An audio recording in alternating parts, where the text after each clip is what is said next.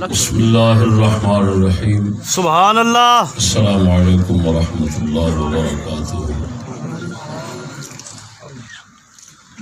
ناصر فضل احمد چشتی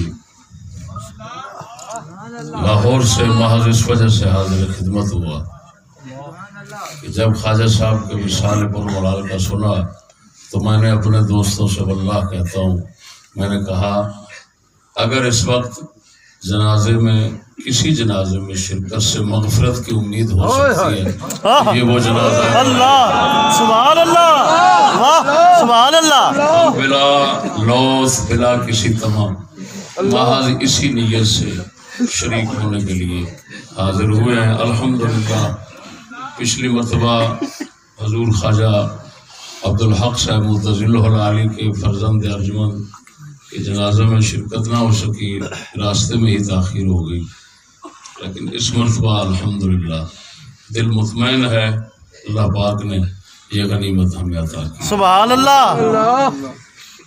میں نے خواجگان نقش بند کا بہت مطالعہ کیا ہے، پھر خواجہ حسن سواگ رضی اللہ تعالیٰ عنہ کا خصوصی مطالعہ. سبحان اللہ، واہ.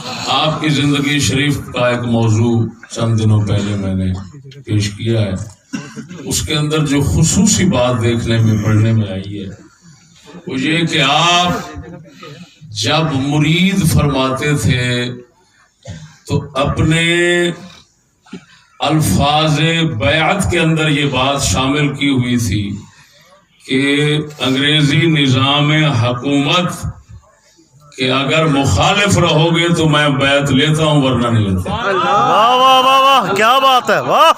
پھر وہی استقامت اور وہی شدت حضرت خواجہ محمود صاحب کے والد گرامی واہ. خواجہ سلطان محمود صاحب متضل رحمت اللہ تعالی علیہ کے اندر خود میں نے مشاہدہ کی ہے. واہ واہ واہ. ایک عجیب چیز مجھے جو سید شیراز صاحب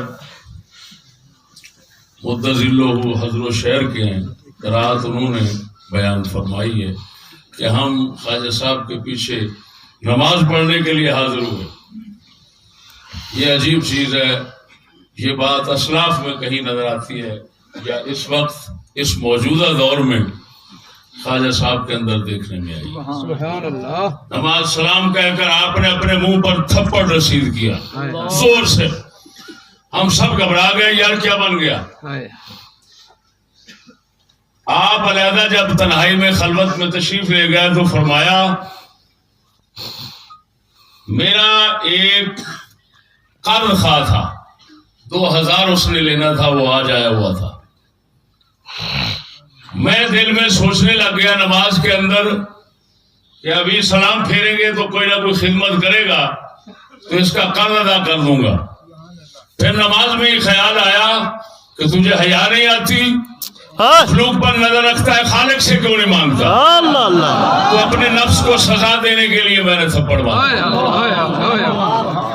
سبحان اللہ. اللہ اکبر و کبیرہ. آپ کی بڑی وصف شریف اس زمانے میں استقامت ہے، استقامت ہے. یہ بھی مجھے کسی نے روایت کی ہے کہ آپ نے تاجدار گولڑا رضی اللہ تعالیٰ عنہ کی زیارت کی ہے اور تاجدار گولڑا نے وصیت فرمائی تھی، دروغ برگردن راوی سچ ہے یا جھوٹ ہے وہ راوی جانتا ہے. آپ نے فرمایا تنہائی میں رہنا. تو آپ نے تنہائی میں وقت گزارا اور استقامت کے ساتھ اس زمانے کی نحوستوں سے بچنا جس کو مصلحت کہتے ہیں، مصلحت کا شکار ہو کر اپنے دین کے کسی بھی جز کو چھوڑ دینا، یہ اس دنیا کی سب سے بڑی ناکامی اور نحوست ہے جس سے اللہ جل شانہ نے خواجہ صاحب کو پوری طرح محفوظ رکھا ہے. الحمدللہ اللہ رب العالمین ان کی برکت سے، ان کے وسیلے سے ہم جس خوش اعتقادی کے ساتھ آئے ہیں، اللہ تعالیٰ ہماری وہ خوش اعتقادی کی امید پوری فرمائے اور ان کے جنازہ شریف میں شرکت کرنے سے ہماری مغفرت ہو. آخر دعوانا